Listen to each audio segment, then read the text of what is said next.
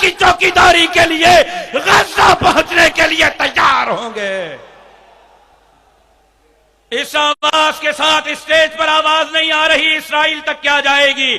میں آپ کی آواز براہ راست امریکہ تک، اسرائیل تک پہنچانا چاہتا ہوں کہ سن لو، تم نے افغانستان میں بھی منہ کی کھائی ہے، تم فلسطین میں بھی منہ کے کھاؤ گے، تو پاکستان میں بھی آنے والے انتخابات میں انشاءاللہ یہ ابابیل مولانا کے قیادت میں اسلامی انقلاب نافذ کر کے رہیں گے۔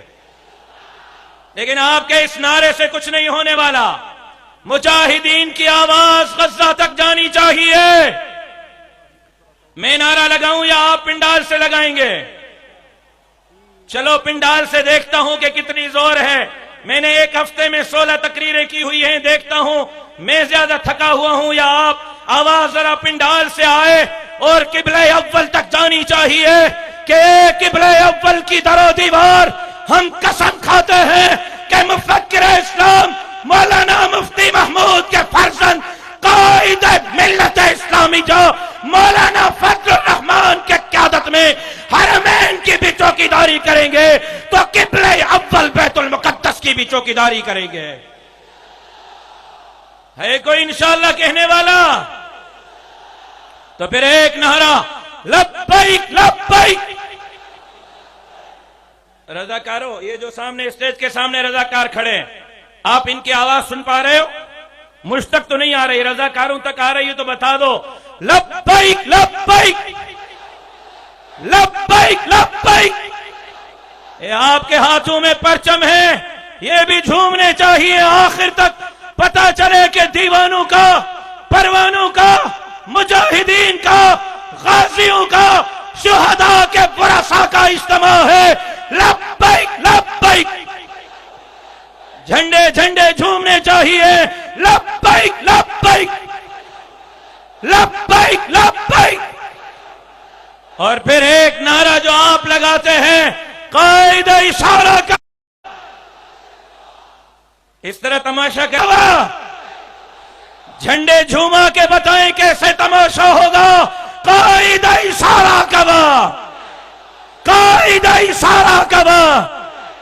اور پھر ایک نعرہ، تاج و تخت ختم نبوت، تاج و تخت ختم نبوت، تاج و تخت ختم نبوت۔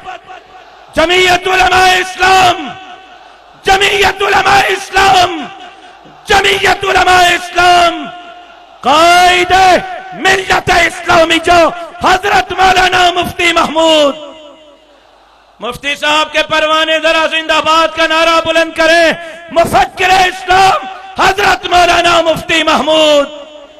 اور میرا قائد، آپ کا قائد، 70 سال کے عمر میں آپ سے زیادہ، مجھ سے زیادہ دین کے لیے، اسلام کے لیے، پاکستان کے لیے، پاکستان کے ایوان کے لیے، ملک کی سرحدات کے لیے میدان میں کھڑا ہے۔